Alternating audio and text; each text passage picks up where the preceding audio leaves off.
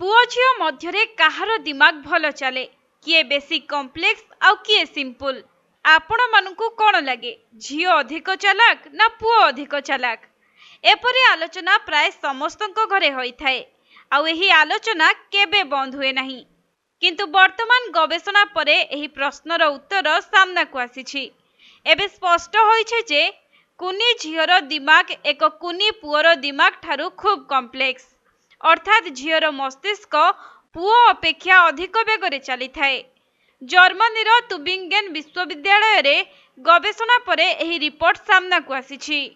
तेबे कुनी पिलांको मस्तिष्कर चुंबकीय शक्ति बा मैग्नेटिक पावर रो विभिन्न दिगरु रिसर्च करी विशेषज्ञ माने एक सिद्धांत रे उपनीत होइछन्ति। एहाकु मापिबा पई विशेषज्ञ बा रिसर्चर माने शब्द तरंगर व्यवहार करिथिले अर्थात शब्द तरंग व्यवहार करी से माने उभय कुनी पुओ और कुनी झियोर मस्तिष्क को मापिबा पई चेष्टा करिथिले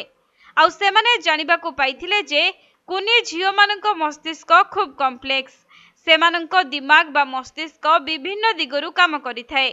किंतु सेमानक तुलना रे जने कुनी पुओर मस्तिष्क अति साधारण एवं सिंपल होइथाए। तेबे एभली पद्धति रे परीक्षा को मैग्नेटोएन्सेफालोग्राफी बा एमईजी बोली कुहा जाए। 20 जन नवजात शिशुंकु नेई एही रिसर्च करा जायथिला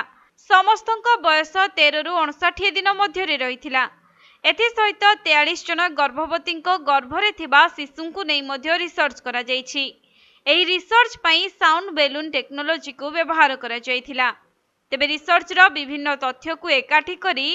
एनालिसिस करिबा परे जणा पड़िथिला जे गर्भरे थिबा शिशुंक क्षेत्र रे प्रथमे पुओ मानक मस्तिष्क खूब भल चली थाए किंतु परे धीरे धीरे ताहा धीमा होई थाए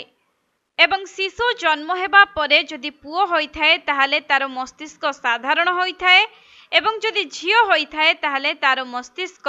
खूब कॉम्प्लेक्स होई थाए बोली रिसर्च रु जणा पड़िछि।